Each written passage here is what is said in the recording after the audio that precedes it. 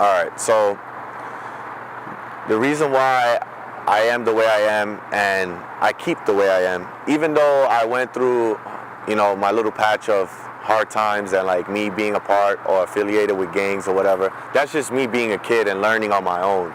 I've always had a great foundation and a great family. My family's always been there. They always supported me.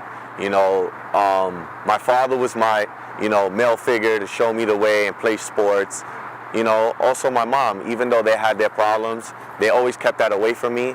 I always had my grandma, who is still here today, who takes care of me, still like if I was a baby, They always taught me, the greater things in life, on always to be given, never to take, always appreciate what you have and live in the moment, never live in the past and don't hold grudges, because the next day, you never know, anything can happen. You're not promised tomorrow, so you just live your life as it is, always smile and be happy. That's just how it always been for me growing up.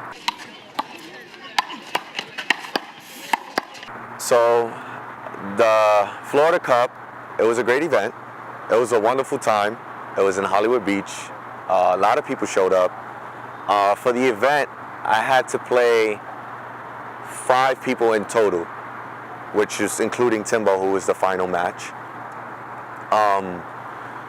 I don't want to say, because I'm not that type of a person to say that none of my opponents were tough, because every individual one, they all have a different style, and they have their way of working that makes me work harder to want to beat them. So I give credit to all the opponents that I had to play, including Kadeem. Kadeem was the semifinals match before Timbo. Before Kadeem, I actually want to give a shout out to Kyle Perez from Philly. He's an upcoming B player. The kid has a lot of potential. He's a sweet person. He's very, very humble, very consistent. And I would have to say that, not that he was my toughest, but he was very hard to figure out, because I felt like he had a couple tweaks and styles that I have, but with just a little more of his way of doing it. And, I want to give him a shout out for that. He played awesome.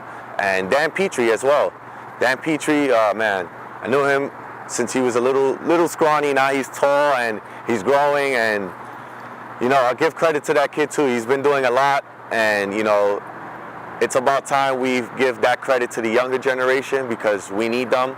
And if I feel I can't make the Olympics, or if I won't ever make the Olympics, I will want them to take it on after me. You know what I'm saying? At least we show them, we'll show them, and they'll take it from there and do what they have to do to make the sport bigger,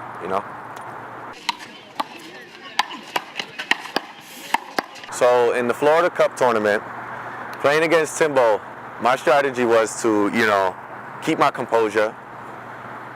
Don't let anything affect my game, because, believe it or not, handball is a mental sport. And Timbo's very good at mentally breaking his opponents, because he has one of the sharpest shots. He's the best player. You're going against the #1 player. So the minute I stepped on that court, he was my enemy. I just looked at him as my enemy, even though he's my brother off the court. But I had to show him I'm up there and I'm ready, and I'm looking to take that platform from him. And he's the man. Like I said, I give him his credit. But it was a crazy experience. He was tough, and I think I just did the right thing by listening.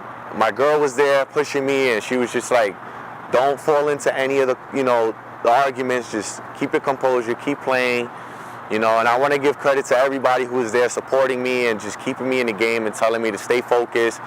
And Larry was also reffing the game. He did an awesome job. And it was not easy. It wasn't. I mean, I don't want to say I got lucky, but I just proved to everybody that I got game, and that's all that matters.